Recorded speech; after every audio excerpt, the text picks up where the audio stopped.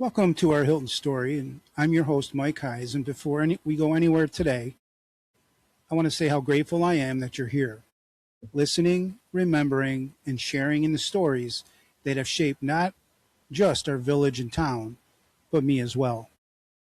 Over the years, I've had the privilege of sitting across from people whose voices still echo in my mind.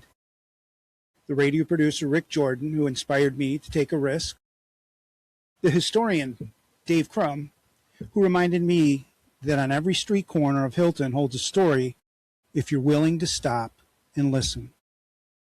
The village residents Seb Burrett and Jerry Pickett, whose everyday lives quietly taught me what community really looks like. I think about the World War II gunner Hank Ross, how his memories felt like stepping to a time I'd only read about, yet he made it real, human, and close. And the Iraq war veteran Jason Gentile, whose honesty and resilience changed the way I understand service and sacrifice. And of course, cancer survivor Jason Colleen, facing relapse with a mindset that humbles me every time I think about it. His strength has shaped the way I approach my own challenges. These guests didn't just tell stories. They left fingerprints on my perspective, my understanding of Hilton and Parma, and my sense of what it means to preserve history. They've made me a better listener, a better neighbor, and a better host. This podcast has become a kind of living archive, built from conversations that have stayed with me, shaped me, and reminded me why this community matters so much. And every time you tune in, you become part of that archive too. So welcome back, or welcome for the first time. Either way, I'm glad you're here to share in this journey with me. Let's revisit these voices and discover new ones on our Hilton story. This jockey came into the studio. He was supposed to go on the air after me, and he had a notebook with him, and he had this taped to his notebook. So I said, hey, can I borrow that so I can make a Xerox copy? And I've kept it all these years. And it really kind of talks about the life that you lead when you're in radio and how it isn't really all it's cracked up to be. And this is what it says. I tell you this, you've given up a lot in your life to be in radio. Your youth has probably been sacrificed. Most of you were never teenagers. Your marriages have either been ruined or many are in bad shape. Your social life stinks. Your holidays and weekends are never truly free. You worry, you fret, and you can't even escape it all by turning on the radio because that's your job. That's work. So you've given up the sheer beauty of life, its golden moments and precious gifts that can never be recaptured. You've alienated yourself from parents who wanted better things for you in life and may have since passed on, seeing you out of work and unhappy so much of the time. All of this you've sacrificed. And what's the return? You're underpaid and not even having the fun you thought you'd have. So get in there and let her rip. Turn up those headphones and zap that audience into doing something wacko. Play that favorite record that doesn't research worth crap. And play it loud and proud. You're in radio. Radio's your life. All the Kenyon children and Dykeman children had fond memories of May, and she became a surrogate member of the family. Different people of my age and a little bit older can remember May as kind of a shadowy figure in the community, walking on Main Street. If they'd be visiting the Dykemans, she would be in the background, but never joined in the general conversations. And they were very interested in the article when we put it together because it kind of dignified May in later times. They all respected her wish for privacy and no questions about the Titanic in the early years in Hilton. But certainly after the movie, she needs to take her place in Hilton history, and she has. And when we go on walking tours of the village, we always point out the Dykeman house where May Howard lived, our Titanic survivor. What makes Hilton a special place? I've never known anything other than Hilton. It's where I grew up, where I've lived my whole life. It's just been a good place to live. For me, it has been. I never had any interest to go any place else. Business-wise, we ran the business. Just been here my whole life. And it's been a great life here. Schools are good. Everything's good. That's why you see it now where the orchards are, you see housing. Mm-hmm. Grown. like I say, back in the day, there was 5 grocery stores, and they all made a living, and they were all family run. You go from Orban Hazel Kenyon, the Hart store, across the street, and right at the corner there where it's an insurance place now. That used to be Otto Wolf's. Then where the bank is, that was Harold Tabor, the IGA. Then you go down Herb Groutman, and then Bud Ingham. Herb Groutman and Bud Ingham ran the red and white. 5 grocery stores, and they all supported families. And they were thriving. Yep. We had a bowling hall. Before that, we had the theater. Where was the theater located? Well, it's vacant now, but it's right where Z's. Yep. Just to the west of that, there's an open spot there. Mhm. Yeah, there was a theater. There was a 4-lane bowling hall after that. And then, of course, after the fire, Al Warden had a grocery store in there for a while because he had nothing to go by. Then it became a restaurant. Yeah. When you say theater, was it an indoor theater? Or? Yeah. So, And then, okay. quarter, you go see a theater on Friday, 25 cents. Ray and Lorraine Elgire ran it.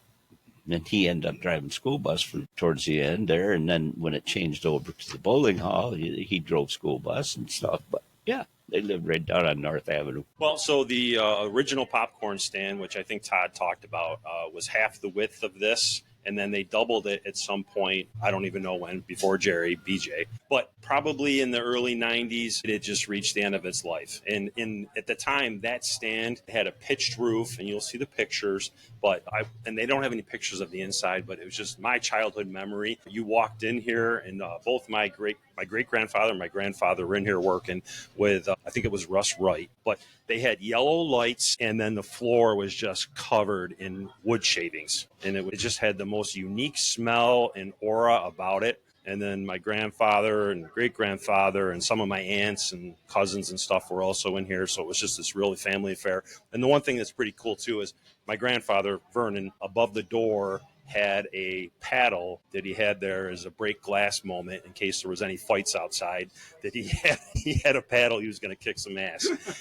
We were on our way to a target, and the pilot announced that he had to shut down one of the engines. He was having trouble with it, and we couldn't continue going to the target. And once he shut down that engine, we left the formation and headed back to our base. As we were going back, he announced to the crew that he was having trouble with the second engine. Well, the B-24 was not known to be able to fly on 2 engines, so he ordered us to start throwing ammunition out and lighten the load. We had gotten rid of our bomb load right away, and while we're doing that, all of a sudden there was a loud bang in the back of the plane. The tail gunner that we had, he spotted the enemy plane in the distance that had fired on us. Couldn't find my niche, in life, and my marriage was falling apart. And we're close now we're much closer now today, but I was gone for about 10 years of it, with training and deployments, And so, I wasn't there for my kids, and I was drinking, and this is for any veteran listening or any person who's struggling.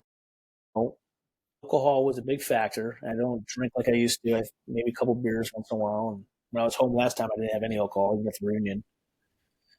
You got to watch that. But, I almost took my life. I was ready to kill myself in the VFW parking lot. I had a gun, and I knew what I was going to do. My buddy Thomas Peters called me from the Army. He was a civilian now, and he said, "Hey, you doing okay?" I go, "No, I'm not doing okay." And, he talked about the ledge, and I owe Tommy that, and I started on my journey, and got divorced, and but then I go to the vet center, and I started going counseling. I go once every 2 weeks now. I used to go once a week. Started working out again, and just been there for my kids, and then I found a couple jobs. First, I've been saying this for a long time. And it was about the Mississippi football coach said, in short, right, that you have to live your life like how you're going to be judged at your wake. Right. Right. And what he was saying about that is that if you died today, is there going to be a line at your wake?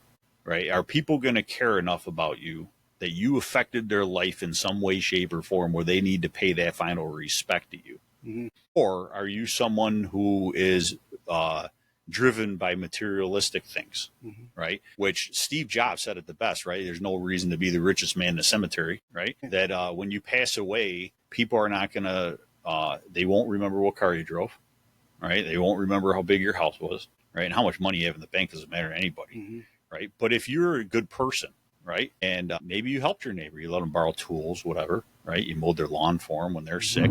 Listen to my neighbor helping me out now with my driveway, right?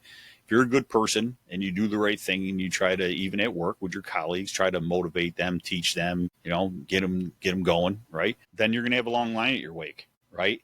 And that what you need to do is really work backwards, you know. And when I shared my story about my cancer, I kind of kept it away from the business world for a while because I didn't want people to say, oh, well, this guy's ill and we can't do business with this company now. And we can't give them a loan. Right. We can't give a 10-year loan to a company where their vice president's got stage 4 cancer. Right. So I kept it away from the business world for a long time. And I still really don't talk about it a lot in the business world. But I did put something on LinkedIn where I actually called the name of the article. I wrote an article called Work Backwards. And you have to say that this is the result that I want, right? And okay, I have this result now. Are my behaviors and actions going to get me that result, right? And what I'm talking about is the result is the line in my wake, right?